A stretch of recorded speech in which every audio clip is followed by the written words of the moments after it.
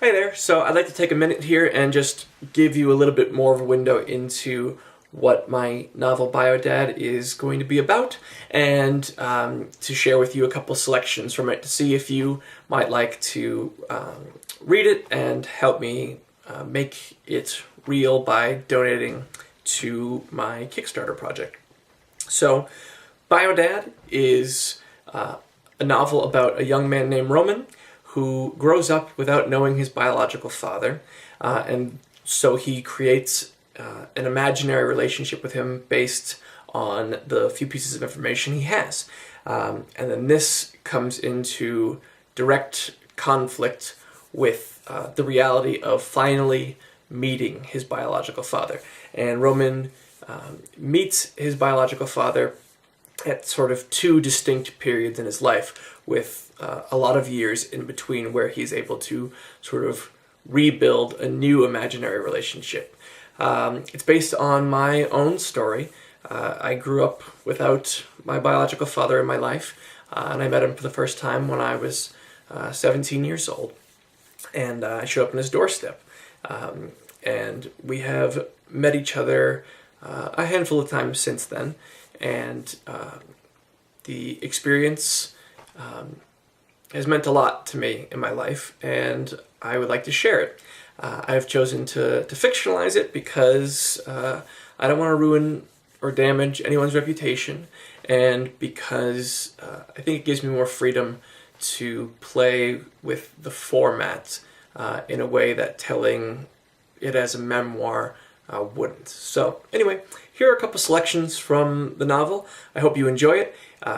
If you like what you hear, you can help me make this project a reality by going to Kickstarter.com, searching for BioDad, and donating. Thanks very much.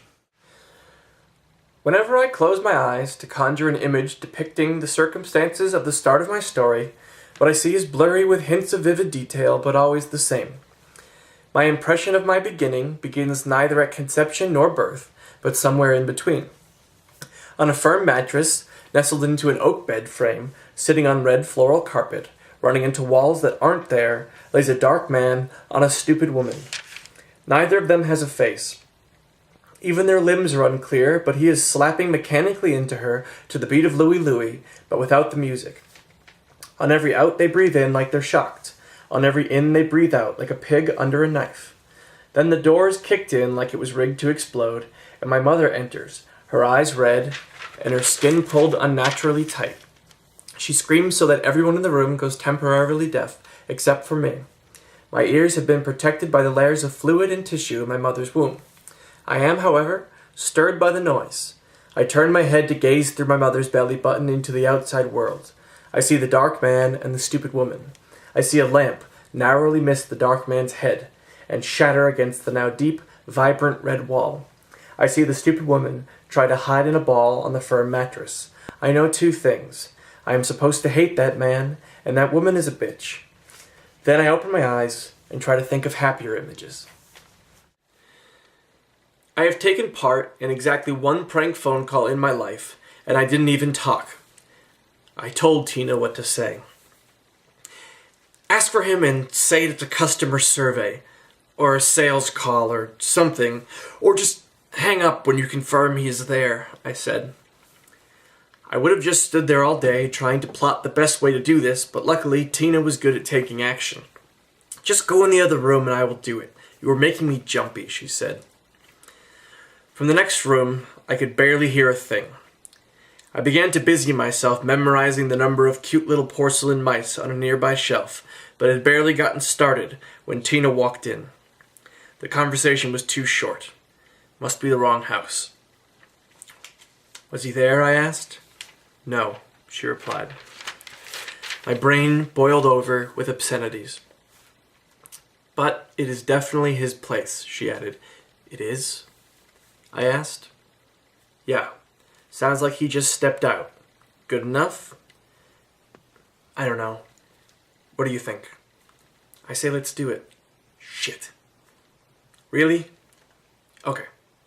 Let's go. The ride was about as uncomfortable as screwing in a bed of tacks with a CD of my Nana saying she is disappointed in me blasting through the room.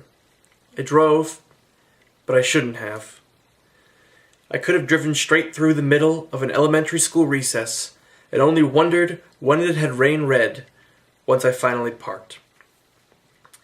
I couldn't sit still. I chased my thoughts around my seat. Shift my ass here. No, there. No, here. Maybe if I just stand a bit and balance with my head on the ceiling. Radio on, radio off. Radio on, radio off. Radio on, radio off. Stop it, Tina said. What? Everything you are doing right now. Fine. Tap, tap, tap, tap, tap, tap, tap, tap, tap, tap on the steering wheel. Radio on. Shit. Wait for it. Radio off. Want me to drive? No. Well then, chill. Fine. Maybe she wouldn't see if I just moved my left foot. Left, right, heel, toe. Bounce, bounce, bounce. Turn right, we are here, she said. Shit. Really? I was not ready to be anywhere. Yes. Shit.